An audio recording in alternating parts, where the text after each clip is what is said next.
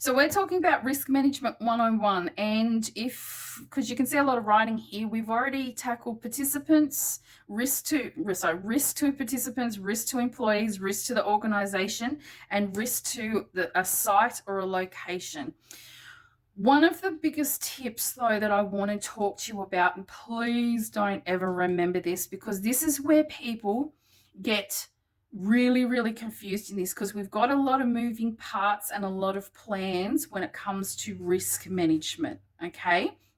Now, I'm going to give you an example. So up here under an employee, because risk to employee, as we've talked about before, can cover hazards and WHS. So this is where under WHS, we start to see infection control.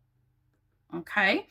Now, this is where it can get a little bit confusing, though, because if you have a participant that requires, say, manual handling, infection control, and I just use the word participant. So we started out employee here, and I use the word participant. You could easily bring the identification and the management that you would put into place for infection control or manual handling. You could easily put it under a participant.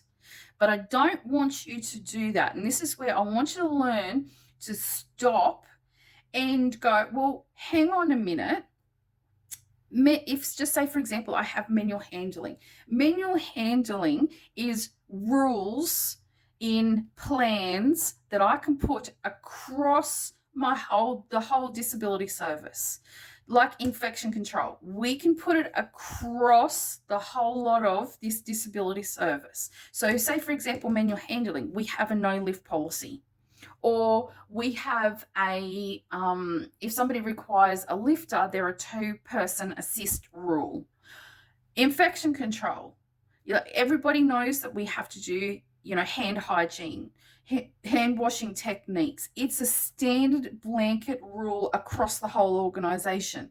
So if you went to put a plan into place, you wouldn't just do it for an employee, and you just wouldn't do it for one participant, because this is a blanket rule. So you would put one in under the whole lot of the organization, which covers every participant, every site, location, and every employee. So people get, and on owners, and this is the mistake I see quite often, owners and senior management, they keep it down here with the participant and employee or the site. Bring it back up where you can as a blanket rule and put one in for the whole lot of the organization. Okay, so, fire, electrical, chemical is another thing under WHS. So, as a standard rule across the whole lot of your organization, we don't do double adapters. We don't do, power boards unless they're approved, rada. You've got multiple things. So it covers the whole lot of the organization.